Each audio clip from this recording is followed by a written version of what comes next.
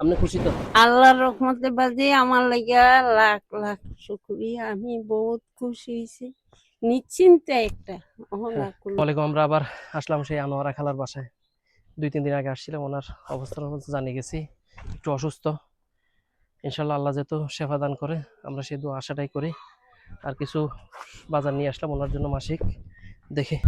আর যদি কখনো মারা যায়, আমার টিম মেম্বারদের তো বলাই আছে, কারণ মানুষ মরণশীল, মৃত্যু যে কোনো সময় অবধারিত, কোনো সেকেন্ডের কোনো হিসাব নাই।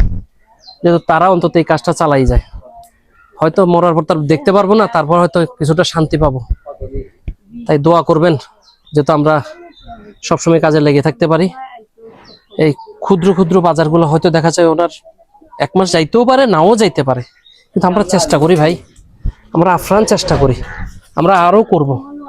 আপনারা যদি আমাদের এই ভিডিওগুলো দেখেন না, আমাদের যদি পেজটাতে একটু ফলো, একটা লাইক আর একটা শেয়ার দেন, অপর ভাইকে দেখার সুযোগ করে দেন, ইনশাল্লাহ আমরা আরো দূরে এগিয়ে যেতে পারবো, আরো দূরে আমরা এগিয়ে যেতে পারবো। আর ইউটিউবে আমাদের একটা চ্যানেল আছে, এটার নামও সুন্নাহ সলিউশন বিডি। দেখবেন যদি ভালো লাগে আর কি।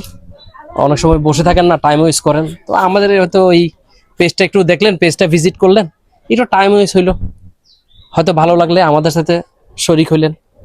দোয়া করবেন আমার জন্য, আমার আব্বা একটু অসুস্থ, ওনার জন্য একটু দোয়া করবেন। আর আমার খালার জন্য একটু দোয়া করবেন, যাতে আমার খালাটা সুস্থ হয়ে যায়।